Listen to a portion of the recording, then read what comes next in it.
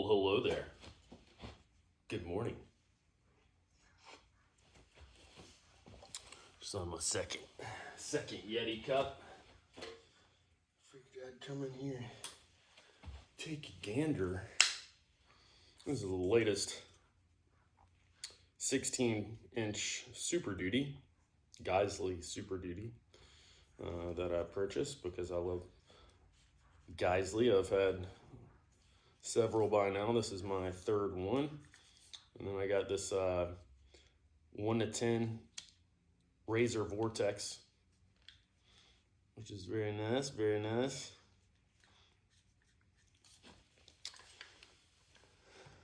Running the Surefire light on there.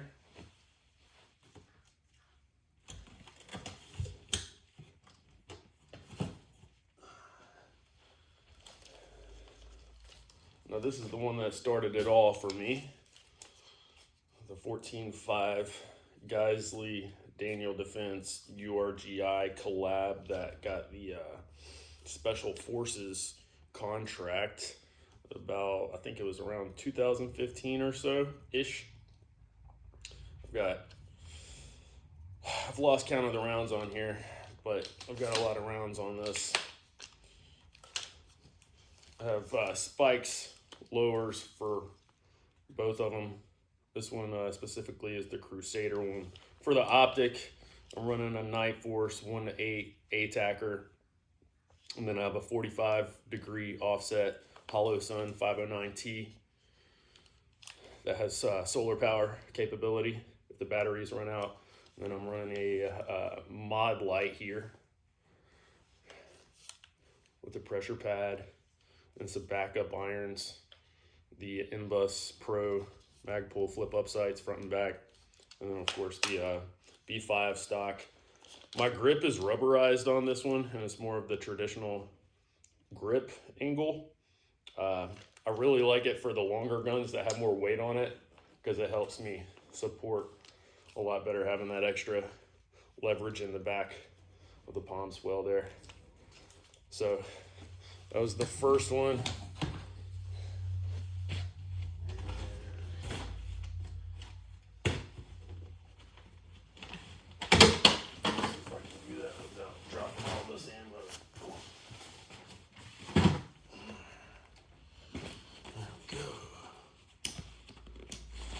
This is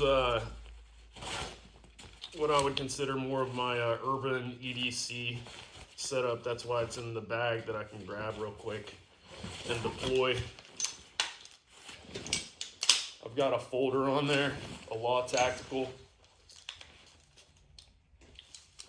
And this is an 11.5-inch Geissele Super Duty.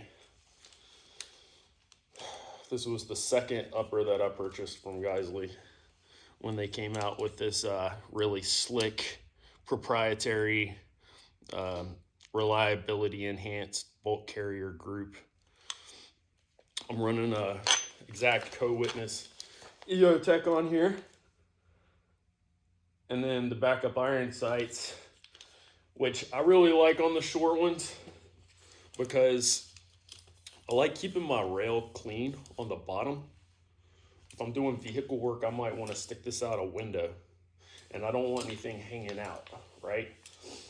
But I also don't want to run the risk of sticking my hand out too far, right? Because I run my hand out pretty far and do thumb over bore with shorties for the most part because it's quick, it's faster transitioning.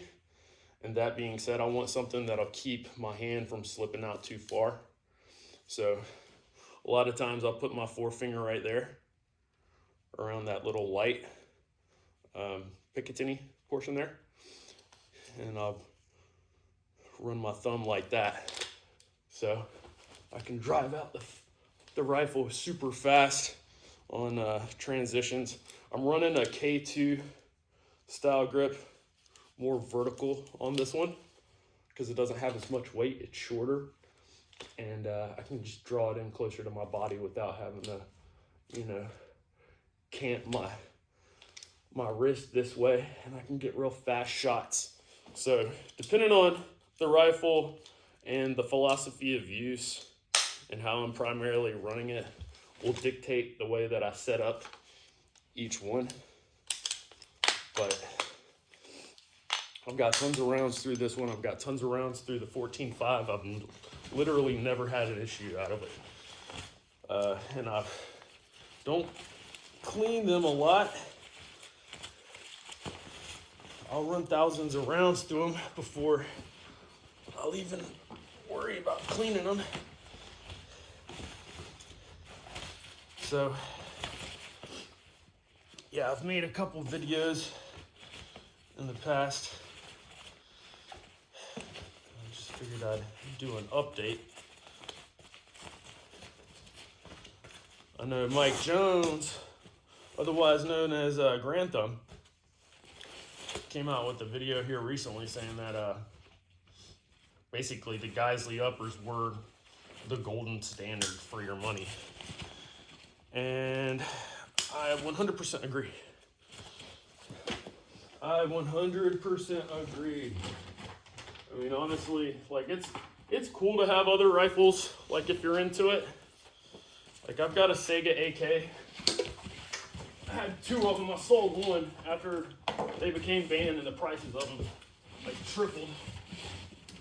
So I sold one, kept the other, you know, and I've got the SIG 5.56, which is basically like a piston AKAR.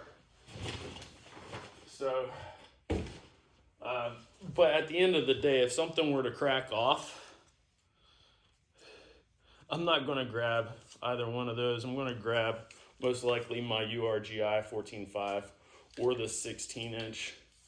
I really like the 16-inch, but getting this one made me appreciate just how wieldy that 14.5 is. It's just money. It's with a perfect length to be able to reach out and touch at 500-600 yards still, but it feels like the 11.5, to be honest with you. As far as CQB capability, getting in and out of cars, obviously, or a vehicle would be a little bit different. But all in all, I think, you know, the perfect rifle for me is this 14.5. I mean, it's just the way it feels in hand and the way it still rings that steel out at distance. It's money. Oh yeah, I'm running the Faro Concepts Slingster sling on here. It's my favorite sling. I like running it pretty far out on the rifles. But